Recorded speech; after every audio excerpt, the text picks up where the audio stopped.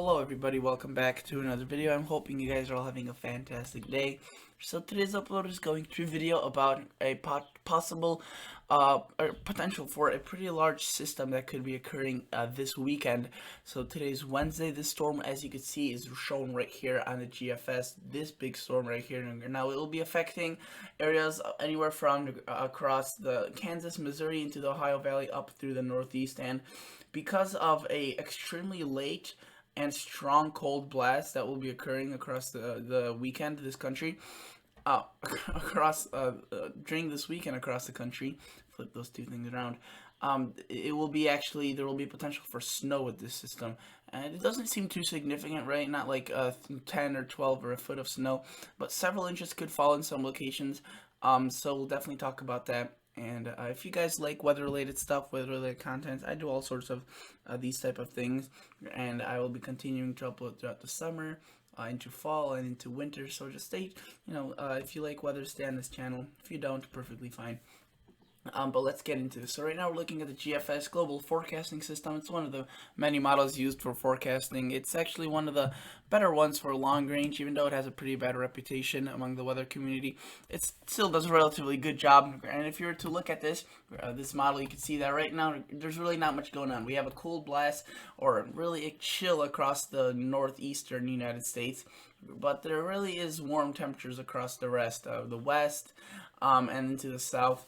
So if we were to look into the future, you could see this is Thursday now, which is tomorrow as I'm recording this video. It's May 6th. This would be May 7th, and this is where the storm is starting to organize. So right now it's coming off the west coast. This thing dips through Montana, Wyoming, Nebraska into Missouri, and then it really starts organizing itself. And for those wondering where exactly this will go, you could see that generally if you live in Wisconsin, Michigan, Minnesota, those locations, even into northern Illinois, northern Iowa, it seems like you won't get really much out of this. This will be taking a path along where the polar vortex system will be dropping through. So this thing is sitting right here. It's a low pressure. It's spinning counterclockwise, and you can see it's doing something like that, keeping the winds fairly strong and powerful.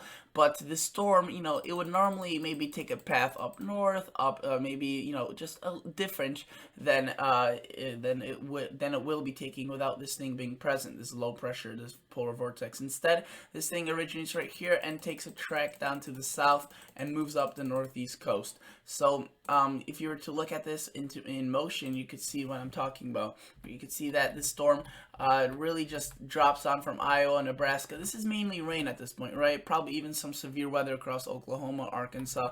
It's kind of weird that we're even talking about potential for snow in early to mid-May. So this is definitely not usual. This is something that doesn't happen too often. But you can see that passes through, and this is where things get really interesting. Here, the precipitation overlies with the very, very cold air for this time of the year, and we see a little bit of snow across Ohio, West Virginia, and into Pennsylvania, probably where the higher elevations are due to the Appalachian Mountains being there. And then you can see, while this thing delivers quite a pack of snow across the Appalachian, it doesn't really do much else anywhere else. Maybe a little bit of snow across the Northeast, Boston, New Jersey, Connecticut, Pennsylvania, and parts of eastern New York State, but we'll have to see how this all plays out. If this were several months earlier, if this were, let's say, March, then and we had this cold air overlying, this could have been a pretty big storm for the Northeast. Except obviously now it's in May, so it's a little bit too late. But notice that it does a pretty good ride across the northeast coast. And now you can see as it moves into Maine, it could drop even more snow as it's a little bit colder up there. And it's not unusual to have snow in Maine in May, or even sometimes June. But if you were to look at the snowfall amounts, again, obviously nothing overly impressive. There won't be feet of snow, but there still will be some snowfall across the northeastern United States. So if we were to quickly zoom in on this, you could see that I would say that parts of the Appalachian Mountains, West Virginia, and into North Carolina could see probably maybe up to 6 inches, and you can see that's marked by that little spot right there. I think there could be a few more along there. We'll see. They probably will issue at least a winter weather advisory across these locations, across West Virginia, and into parts of North Carolina and Virginia. But really, we'll have to see. As again, this thing is kind of unpredictable, especially how it overlies with that cold air. We could see a little bit of snow possibly for maybe the more populated areas like Boston, Massachusetts, maybe reaching as far south as northern portions of New York City and into the upstate New York and into parts of Maine as well. But you can see after that, it doesn't seem much more snow will be falling. Obviously, it gets pretty warm. If you were to look at the pattern that follows this, it's actually going to be pretty warm. There's going to be obviously a period of cool weather after that initial cold blast. You can see Saturday, Monday gets pretty chilly. That's when that storm, takes hold. This one right here. Then we could have another one possibly Sunday, Monday, which we'll have to watch. This one doesn't seem to be as strong or nearly as snowy. But then you can see it warms up. You can see that the blue lines are getting pushed off to the north and east, while the warm air that was sitting in the southwest kind of further moves up to the north. And we get more into a typical pattern, maybe a bit chillier, but it's way more typical than what we've been seeing, which has been just abnormally cold temperatures for most of April and May across the northeastern United States. But it will remain warm across the southwest and the south, where it has been warm most of the time. It's been cold across the northeast and north. So I would also now just like to look at the precipitation amounts from this system. It looks to be pretty significant. There could be a good dose of rain across the Ohio Valley and into Missouri. You could see that some of these locations getting well over an inch of rain, which isn't by itself a lot, but many of these locations have been pretty wet across the past several weeks. So additional rain, even an inch, could lead to some problems. I know that across the northern portion, say Illinois, Indiana, it's been extremely wet. So it's good that this time around this system passes to the south and doesn't really affect these locations, as the rivers by my area have been absolutely swollen. I'm pretty sure that's the same story across southern Wisconsin, even into Iowa and Indiana. So this, you could see, also will have a little bit of severe weather. That is marked by those higher rainfall amounts. That's where, severe weather, it can't get predicted by a model like the GFS. This is a global forecasting model, so it's very long range and it doesn't predict individual storms. We'll have to wait and see what the high resolution models, which are the mesoscale section right here, show out. Still too far out to say where the severe weather will set up, but I think there will be some severe weather. Will it be significant? I don't think it would be, really on at a large scale like we've seen for the past several weeks. Earlier, even Easter Sunday, that was a bigger scale system.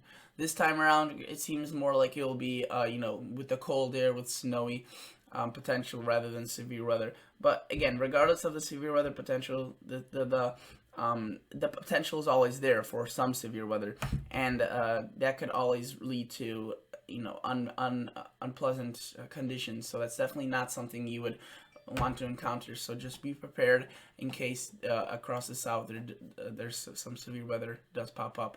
So if we were to look at what the European model shows, it shows some similar things. You can see that it shows that extremely cold air across the northeast and northeastern United States this upcoming week, and we still have that storm. You can see right here, this storm would be traveling. That's it right there by Maine 987. It doesn't really show it earlier on, but you can see there's that weak low pressure forming, and it would ride up the east coast. So based on just looking at the geopotential height, it's tough to say what the European shows, but we'll just look at the surface and precipitation on pivotal weather, and I'll show you what the European shows in more detail. Now, what the European model does is pretty interesting. So it does show the same system across the same time frame, relatively the same time frame, no large disagreements. However, it puts it more north, right? And you may be wondering, oh, well, that's just a little bit of change. Well, if you recall, the cold air is coming in from the north, so it's more accessible if the storm is to the north. What does that mean? while the precipitation and cold air are more overlapping, there could be more snow with what the European is showing. Okay, that's basically what it boils down to. So again, it's coming off the west coast right now. There could be some snow showers, mainly rain. It's been pretty warm across those locations, but obviously the higher elevations will still see some snow. Then this thing starts folding itself together. Again, severe weather right there. For example, Friday, late Thursday, we could be looking at some severe weather across Oklahoma and into Arkansas. And if you're to notice, this is where it kind of goes up further to the north. The GFS had it more a little bit further to the south with the precipitation shield, and here the cold air is more accessible. We start seeing more snow, and as we move even further, we could see that it gets even more snowy in Pennsylvania, upstate New York. Actually, probably several inches out of this. And again, there's still rain on the East Coast. Doesn't seem like this will be a snowstorm on the East Coast, but it's still, you can see, pretty snowy across these upstate locations. And notice this little line right there. That could be some severe weather across the south. This would be around 2 to 3 o'clock Friday, so that could be definitely a day to watch out for. And we move into as we move this forward, you can see New Hampshire, Vermont possibly seeing some snow out of this, even some heavier snow. So this is very interesting, almost like a classic winter storm in May.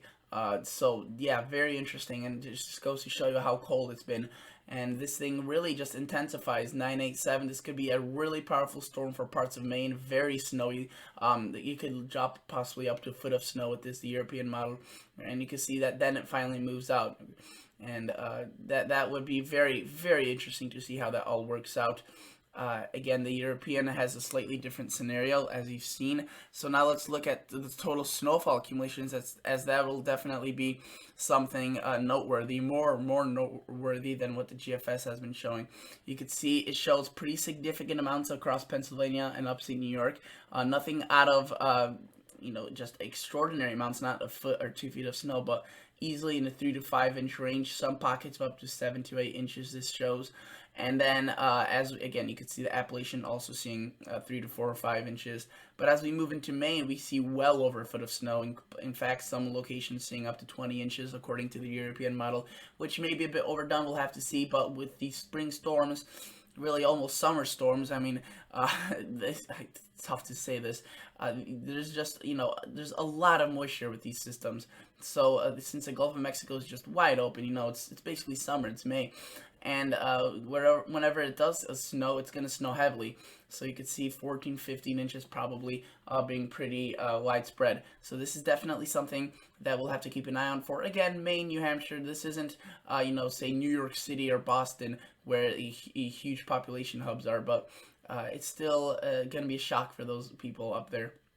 They've definitely had snow in May, just maybe not for a while and at this magnitude. So that's basically it. That's all I wanted to talk about was the system. Hopefully you have a little bit better understanding of what's to come, including the south and the severe weather, the snowy side. The west, you'll be just warm. It doesn't seem like there will be too much precipitation coming your way, other than parts of the northwest. You could see a little bit snow, a little bit of a storm on Monday, Tuesday could deliver a little bit of rain into Northern California.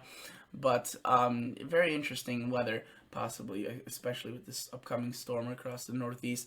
Let's look at the total accumulated precipitation quickly, and let's see if it compares with the GFS. You can see it puts out a little bit more precipitation across the south versus the GFS, but generally the same across the northern U.S., kind of similar to what the GFS does. And then later on it shows more rain, obviously, as it goes out to 240 hours. Showing quite a bit, but that's not to talk about this episode.